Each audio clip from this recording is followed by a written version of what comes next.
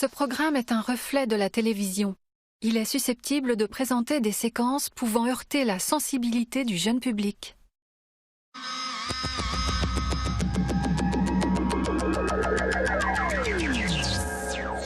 Biarritz au centre du monde. Les dirigeants des 7 plus grandes puissances mondiales s'y rejoignent ce soir pour un sommet du G7. Un sommet qui commence officiellement maintenant avec, vous les voyez, les arrivées des chefs d'État et de gouvernement au dîner d'ouverture. Je suis passe-partout du Fort Boyard. Je sonne le gong du grand départ. Nous devons œuvrer pour avoir plus de croissance, créer davantage d'emplois et donc de mieux-être dans nos sociétés. C'est une première en France. Un hypermarché est resté ouvert toute la journée à Angers ce dimanche. Après le départ des employés à midi, les caisses automatiques ont pris le relais, ce qui fait grincer les dents des syndicats. Je crois que nous devons aussi trouver les nouveaux moyens de faire de la vraie relance, c'est-à-dire de relancer cette croissance. Regardez nos taux d'intérêt, ils sont faibles partout dans le monde. Regardez pourtant cette croissance qui est de plus en plus faible, en particulier en Europe. Nous, on veut juste consommer. Ça n'a rien à voir. Je pense que, ok, ils ont leurs droits, ils exigent, mais ils peuvent faire ça autrement. Un cortège bariolé de plusieurs milliers de personnes, aux couleurs altermondialistes, écologistes ou encore féministes, mais avec un seul cri de ralliement, non au G7 et pour un autre monde. Ce putain de capitalisme, on veut le foutre en l'air et ils sont tous là. Il y a 7 personnes qui représentent exactement le capitalisme qu'on veut foutre en l'air.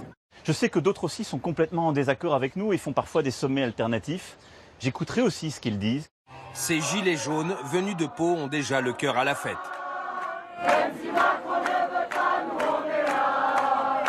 Ça fait des années que je suis tous les jets et on peut dire qu'il n'est jamais rien ressorti pour les peuples. Jamais, jamais. Ils se partagent le monde des richesses. Mais certains préfèrent rester philosophes et adapter la carte aux circonstances politiques. On a une salade d'algues vertes au glyphosate, du thon rouge de Fukushima en sashimi. Voilà, c'est une façon un peu humoristique de leur dire un peu, de les mettre face un peu à leurs responsabilités et face aux défis qui sont devant nous. Pendant que le vrai Emmanuel Macron était à Biarritz au G7, son portrait s'est affiché tête à l'envers dans les rues de Bayonne ce matin. Près de 130 portraits officiels du président qui avaient été dérobés dans les mairies il y a quelques mois. Ils ont donc été sortis de leur cachette aujourd'hui en toute illégalité pour dénoncer l'inaction climatique. Notre monde est à un moment de bascule. Quand on décrochait un portrait comme celui-là dans une mairie, on laissait un mur vide qui disait vraiment le vide de la politique climatique du gouvernement. Nous devons répondre à l'appel de l'océan qui est derrière moi, ici à Biarritz, et à l'appel de la forêt qui brûle, aujourd'hui en Amazonie. Le sujet aujourd'hui, c'est de mettre un terme à la déforestation. Et la France, qui contribue à la déforestation en Amazonie, doit prendre les mesures qui s'imposent, notamment pour réduire ses importations de soja, d'huile de palme, de bois, etc. Je m'adresse à vous tous dans le monde. Je veux qu'il y ait une mobilisation générale pour qu'on éteigne ces feux. On ne peut pas laisser brûler ça comme ça. Mobilisons-nous pour écarter du pouvoir le président Bolsonaro de toute urgence. L'armée appelée en renfort en Amazonie. Les incendies dévastent depuis des jours le poumon vert du monde.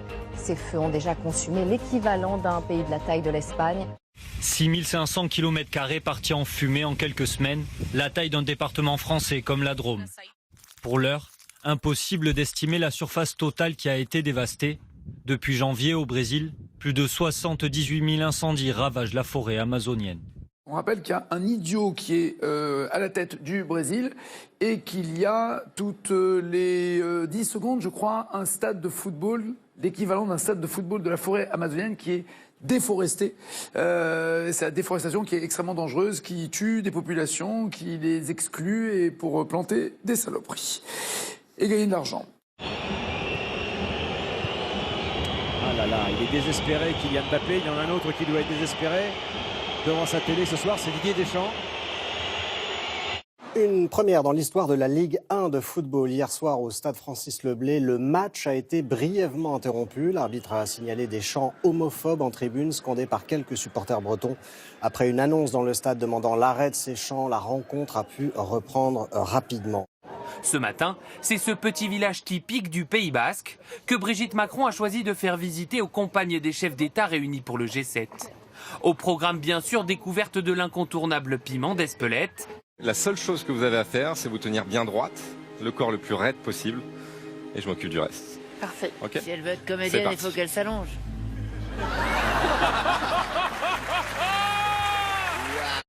Les premières dames ont ensuite assisté à une démonstration de danse traditionnelle avant un concert de chant basque.